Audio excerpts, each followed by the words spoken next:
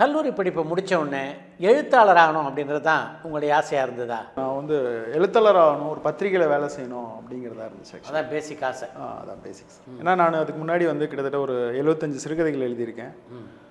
தினமலர் நினைவு டிவிஆர் நினைவு சிறுகதை போட்டியில் ஒரு ஆறுதல் பரிசு கிடச்சிருக்கு. கிட்டத்தட்ட அப்புறம் நிறைய கவிதைகள் எழுதியிருக்கேன். ஸோ அதனால் வந்து ஒரு ரைட்டராக இருக்கணும், ஒரு பத்திரிகையில் வேலை பார்க்கணும், இவ்வளோதான் அதனுடைய விஷயம் இருந்துச்சு. அதுக்கு என்ன முயற்சி பண்ணீங்க? இல்லை சார், நான் வந்து ஒரு 8th 9th படிக்கிறதுலேருந்தே கவிதைகள் எழுதிட்டு இருந்த ஒரு ஆளாக இருந்திருக்கேன். ஸோ அதனால் வந்து அதுக்கப்புறம் கிட்டத்தட்ட ஒரு +1 +2 படிக்கிறப்பவே வந்து மெதுவாக நிறைய வாசிப்பு இருந்திருக்கு. ஸோ அதிலிருந்து சிறுகதைகள் எழுத ஆரம்பிக்கிறேன். அப்புறம் வந்து இலக்கிய சோலைன்னு சொல்லி ஒரு இலக்கிய அமைப்பு வச்சுருந்தேன் விருதுநகரில் ஆக்சுவலாக. அப்புறம் வந்து சுனை அப்படின்னு சொல்லிட்டு ஒரு கையெழுத்து பத்திரிக்கை பிரதி, அந்த லைப்ரரியிலலாம் அந்த மாதிரி ஒரு பிரதி கொண்டு வந்தோம். ஸோ இது மொத்தமாக ஒரு வடிவமாக நம்ம வந்து ஒரு பத்திரிக்கையை, ஒரு தினமலர் மாதிரி ஒரு பத்திரிக்கையில் வேலை செஞ்சால் போதும், அவ்வளோதான் நம்ம அதிகபட்ச ஆசை. ரைட்டர் ஆகிட்டோம்னா பெரிய சந்தோஷம். இந்த அளவில் தான் அந்த ஆசை இருந்தது ஆக்சுவலாக. அப்போ வந்து ஓரளவுக்கு இந்த வாரம் வந்து ஏதாவது ஒரு பேர் வந்து பத்திரிக்கையில் வந்துக்கிட்டே இருக்கும்.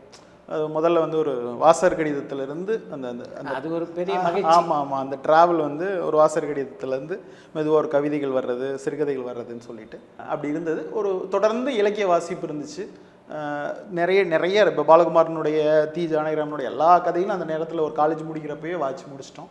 இப்போ அப்புறம் எங்கள் காலேஜில் நடந்த யூத் ஃபெஸ்டிவலில் வந்து ஒரு 75 காலேஜ் கலந்துக்கிட்ட ஒரு யூத் ஃபெஸ்டிவலில் ஷார்ட் ஸ்டோரியில் வந்து நான் தான் கோல்டு மெடல் ஆக்சுவலாக. ஓ சூப்பர். அது இல்லாமல் வந்து ஒரு ரேடியோ ட்ராமா, ஒரு இன்னொரு ஷார்ட் அண்ட் பிளேயில் வந்து ஒரு ப்ரோன்ஸ் மெடல். அந்த ஒரு 75 காலேஜ் கலந்துக்கிட்டதில் ஒரு 3 மெடல் வாங்கினது. அந்த மெடல் எல்லாம் சேர்ந்து ஓகே நம்ம ஒரு ரைட்டராக ஒரு இடத்துக்கு வந்துட்டோம் அப்படிங்கிற ஒரு மூடு அப்போ டிகிரி முடிச்சோன்னே வந்துச்சு சார்.